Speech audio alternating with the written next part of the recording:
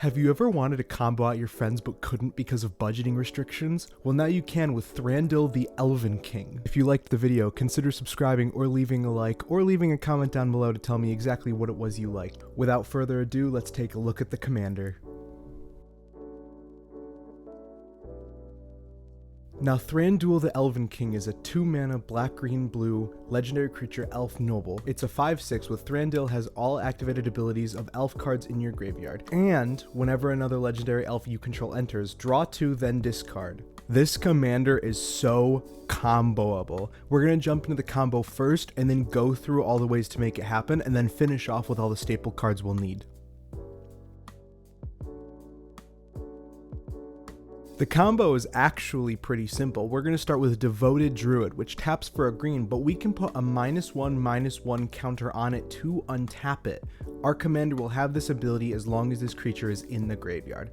We'll also use Immaculate Magistrate, a 4-mana creature to tap and put a 1/1 counter on a creature we control, equal to the amount of elves we control. So with this combo, we'll be able to generate infinite mana if both of these are in the graveyard. But how do we close out the game? So if we have Deathbloom Ritualist in our graveyard, we can add infinite colored mana of any color. Then we'll use an elf called Arcane Investigator in our graveyard, which has a pay 6 to usually draw a card. We're gonna draw our entire deck with this commander, and then we'll win the game with a Laboratory Maniac to boot. But what's the easiest way to make this happen? Well, Buried Alive, obviously. Tutor 3 creatures right into our bin, go infinite right off the bat with that. We also have alternate win con like Sir Conrad the Grim. We can pay mana into him to make each player mill a card. Elvish Archdruid also gives us infinite mana with this combo. We can also use Fauna Shaman to get the creatures out sooner. Because it's an elf, we can discard a creature from our hand, maybe one that we want in our bin, to go tutor for a new thing to put into our hand. And then next turn when Fauna Shaman untaps, we can discard that card we just tutored for, and it's a little slower of a process, but eventually we'll have all the cards in our graveyard that we need to combo out. But we're going to need to pick up the Graveyard Shift in order to get those cards in our graveyard. Starting with Crawling Sensation. At the beginning of our upkeep, mill 2 cards, and it makes a 1/1 insect. We don't really care about that. Grizzly Salvage is a 2-mana instant to reveal the top 5, take a creature or land, put the rest in the bin. Iron Shield Elf is a discard outlet for free. That's an elf, so we can use it with our commander if it's in the bin earlier. Luwin is an elf with when it enters, mill 4 cards, and it can make a bunch of 1/1s if we need to make blockers. Morkant's Eyes, 2-mana, upkeep, surveil 1, 6, sacrifice the enchantment to create X black elves, where X is the number of elves in our graveyard, so we can fill our board with elves as well. Nyx Weaver, upkeep, mill 2, and we can exile it to return something from our graveyard to our hand. Siege Ship Broodtender, 2-mana, enters, mill 3, we can sack it to return something to play. Splinter Fright, upkeep, mill 2. Stillness in Motion, this is a really good one, keeps us alive if we mill too far. Stitcher Supplier, enters or dies, mill 3. Tristan, Callous Cultivator, enters or transforms, mill 3. If we have an elf in our graveyard, we gain 2 life.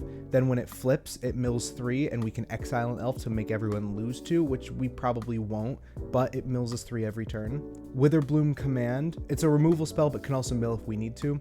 Cemetery Tampering, Hideaway 5, so it's a free card, but also mills 3 every turn. Golgari Thug, it's got Dredge for 4. Fraying Sanity will basically double our mill. Dark Blast, it has Dredge, so we can put this in our graveyard by casting it. Golgari Grave Troll, iconic Dredge 6 card. Tato Farmer, whenever a land enters, you get 2 rads. Aftermath Analyst, ETB mill 3, 4-mana sack, return all lands to play tapped. Stinkweed Imp, Dredge 5. And last, Mole Man, you can play lands from your graveyard, and whenever a land enters, you make a 1/1 with when it attacks you, mill a card. We're going to jump to the good stuff first, starting with Muldrotha the Gravetide. This is going to help us cast anything from our graveyard. We also have Victimize, sack a creature to return 2 creatures to play. Dread Return, 4-mana, return a creature from your graveyard to the battlefield. Eternal Witness, and Tyvar Jubilant Brawler. We're going to need to dig deep, so let's dig with Dig Through Time. It's got Delve, and we can look at the top 7 to take 2. Enter the Enigma, creature can't be blocked, draw card. Opt, Scry, and draw. Treasure Cruise, it's got Delve, and we can ultimately pay 1 to draw 3. Villainous Wealth is also great if we have infinite mana to exile someone's entire library and cast it for free. Consider, Surveil 1, draw a card. Thought Scour, mill 2, draw a card. Preordain, scry 2, draw a card. Shadow Heart, we can steal this activated ability to pay 2 and tap, sack a creature, draw X cards where X is the creature's power. And Tolarian Winds to let us wheel equal to our hand size. We're gonna need some money to make it happen, so let's start with Llanowar Elves, simple elf that taps for a green. Millikin, construct that taps for a colorless, but it mills us on the way. Growth Spiral, draw a card, put a land from our hand into play. Priest of Titania, taps for each elf on the battlefield. Rampant Growth, go get a basic land, put it into play tapped. Elvish Mystic, same as Llanowar Elves. Wild Growth, enchants a land, we can get an additional green from it. Cultivate, search for 2 lands, 1 to play tapped, 1 to hand. Arcane Signet, simple mana rock for any color. Skull Prophet, taps for green or black, or it can tap to mill 2 if we don't need the mana. Farseek, get something that's not a forest, but we have so many dual lands, we'll be able to grab a forest with that. And Elvish Piper, we can pay 1 and tap it to put a creature into play. This can be copied by our commander. But to make sure our game plan goes off without a hitch, we're going to need to blow stuff up, and we're going to shooty bang stuff with Drag to the Roots, 4 mana to destroy a non-land permanent, but if we have Delirium, it only costs black-green. Negate, counter target non-creature spell. Return to Nature, destroy target artifact, destroy target enchantment, or exile a card from a graveyard.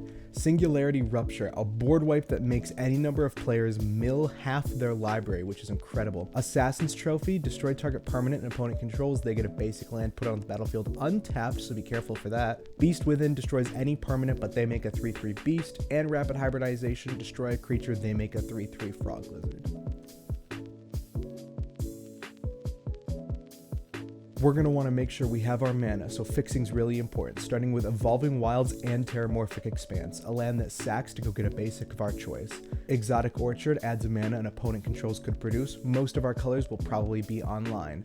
Opulent Palace enters tapped, but taps for all of our colors. Overflowing Basin, filter land for green-blue. Path of Ancestry, taps for any color. If we cast a creature that shares a type with our commander, we scry 1.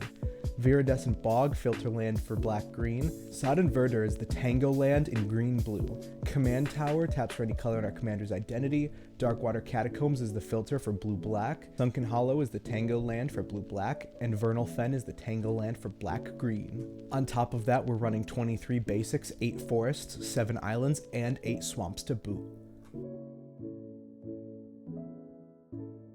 So that's about it. If you have any suggestions for a future build on a budget, let me know in the comments, and I'll see you later. Bye-bye!